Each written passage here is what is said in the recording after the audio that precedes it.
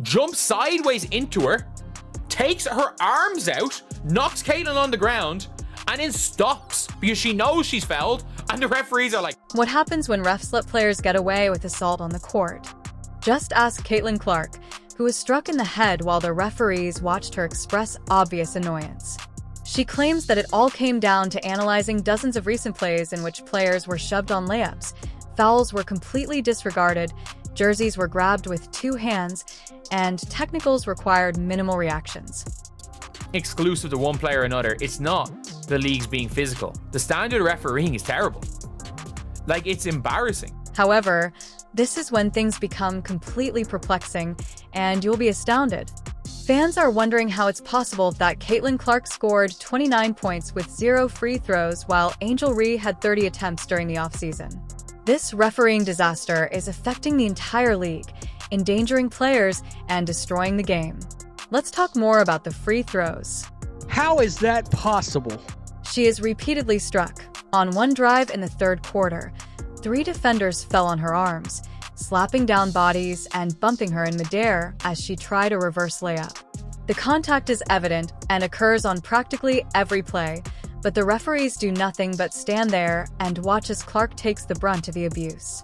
You may believe that this is how newbies are treated, but here's the truth. Angel during her off-season games, Reese attempted 30 free throws while Clark attempted none. This statistical discrepancy is too great to be accidental, and it raises significant concerns regarding officiating and consistency. Preseason. 29 points with 0 free throw attempts. What is happening?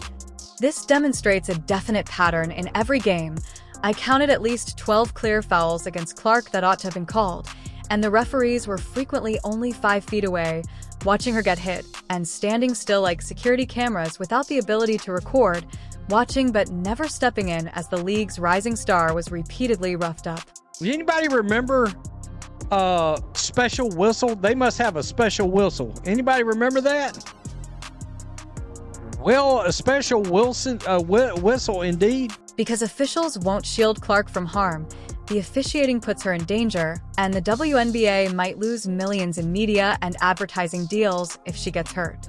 Since Clark is garnering previously unheard-of levels of new fans and media attention, an injury would ruin her career and the league's expansion plan. When I was doing the Angel Reese video this morning, I noticed somebody had pointed out how many freaking free throw attempts she's had. I think it's 30 in the preseason. Caitlin Clark hadn't gotten one damn foul called in her favor that would have put her to the line. Are you kidding me right now? I don't understand what is going on. LeBron James would never be allowed to drive to the hoop 15 times without a free throw, and he would be pushed and grabbed without any calls. Joik's constant contact with referees makes it hard for NBA players to be protected in the WNBA. Clark is subject to what is essentially legalized defensive harassment. So the league and can't get a single whistle. I mean, what is going on here? Seriously. The officiating influences game strategy. Teams watch film and realize they can rough up Clark without repercussions, so they increase physical play every game. Defenders grab her jersey, shove her on cuts, and hit her arms on shots without using their whistles. But when she makes minimal contact on defense, a foul call is immediately called. Ironically, these same referees immediately find their whistles when Clark displays the slightest frustration. They miss 4 players slapping her arms during a layup, but they see an eye roll from 30 feet away. I just hope she doesn't get injured by all these fouls. She's already injured. Well, we've talked about that, right? In the past, we've talked about that. Boy, how devastating any injury that gets her actually taken out of a regular season game. How much money in loss is that for the league? Because Clark is bringing record viewership and attention, the WNBA cannot afford to let uneven refereeing ruin this opportunity. Therefore, the league needs to fix this officiating issue before Clark is hurt or loses faith in the care he is receiving. Before the athlete or the league's reputation suffers significant harm, the officials must set equal protection requirements. Any injury that gets her actually taken out of a regular season game, how much money in loss is that for the league? All right. I mean, advertiser revenue, et cetera, et cetera. One game, her being able to play in one game is huge. Let's talk about the Atlanta Dream versus Indiana Fever preseason game that has already ended. In particular, when Caitlin Clark was hit in the head, I was shocked to see that she looked directly at the referee, who pointed to her head and said, "Hello, I just got smacked in the face." And the referee just stood there. Nothing, no call, no whistle, just silence like it never happened. When a player is struck in the head, the officials act as though they are watching a different game. How is that even possible? Cannot disvalue her ability to be available for every game healthy. Seriously. Yes, that's correct.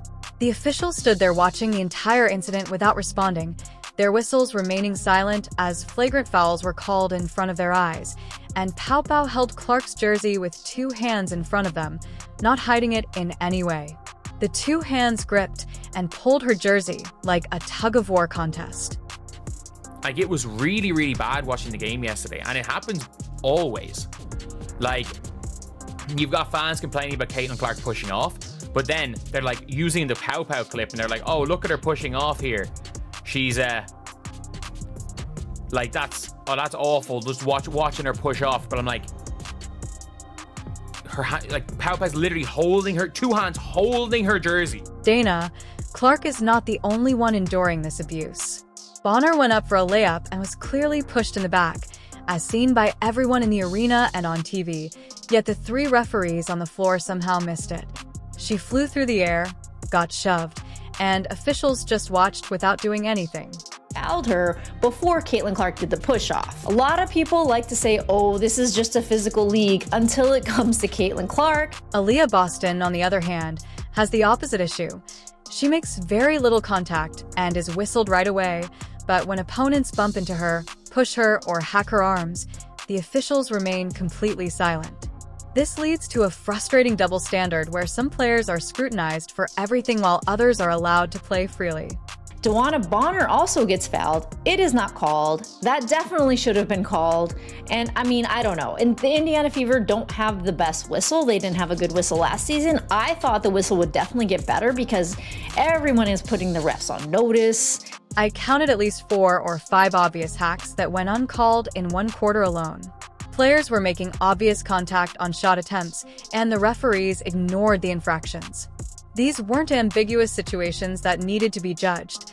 Rather, they were textbook fouls that any basketball watcher would instantly recognize. How many every time Aaliyah Boston in that first quarter missed an open layup, she got called for a foul. I don't know how. I don't know where this whistle was. I don't know what happened, because they went from calling every little thing that may or may not have been a foul to letting away hacks in the same game, in the same half of a game. What's especially frustrating is the inconsistent officiating standards. Depending on the players involved, identical contact is whistled 1 minute and ignored the next. This continuously changing standard leaves players unsure of how to modify their play. Poor high school games frequently have better refereeing than what's happening in the WNBA right now. Hand check the whole way down the floor. They were just grabbing her jersey. It wasn't even hand checking, they were just grabbing her jersey. There are freedom of movement rules. And then Ryan Howard plows through Caitlin. Caitlin goes up straight. Like, no call. Or sorry, foul on Caitlin. And then I saw other times where players were literally just hacking and getting away with it. Genuinely hacking. With every missed call, you can see players' frustration growing as they look at the officials incredulously, throw up, shake their heads, and attempt to explain what happened. But the referees keep ignoring them. When officials miss this many clear calls, it affects game results and puts player safety in jeopardy. Referees permit excessive contact, which will ultimately cause someone to sustain serious injuries. The WNBA needs to take quick action to resolve this issue before a top player is wounded on the court as a result of officials' negligence. It is risky and compromises the integrity of the sport. In the same half, the referees let away 4 to 5 hacks. Again, not fouls like, we're trying to stop you from scoring, let's hack. They let away multiple of them while calling fouls where no one touched anyone. The fact that this whole thing isn't even new makes it even more bizarre. For example, last season, Kennedy Carter blatantly hip-bumped Caitlin Clark in the middle of the court before calling her the B word in front of everyone. I think that they have to pay extra attention and definitely make sure when there's a foul that it is called. How can that even be considered acceptable? Created a concerning pattern of uncalled fouls against Clark Marina in a professional basketball league last season. Diamond Shields committed 2 egregious fouls against Clark's squad in the same game with no repercussions, and McRae slammed Clark down on a playoff layup, a clear flagrant foul that referees mysteriously missed, putting Clark in jeopardy during the season's most crucial games. These occurrences made it quite evident that physical abuse of Clark would not be dealt with. I mean, that's clearly a foul which was called. The question is, will they call it unnecessary? Kennedy Carter. Clark drives to the basket, gets hammered by defenders, and the officials allow it to happen repeatedly. She gets pushed, grabbed, and hit, and officials act as though they don't see anything. This pattern has become alarmingly consistent this season. There was also a stat that came out a few weeks ago that said Caitlin Clark received 17% of the WNBA's flagrant fouls this season, and 80% of those flagrant fouls were committed by the Chicago Sky against Caitlin Clark.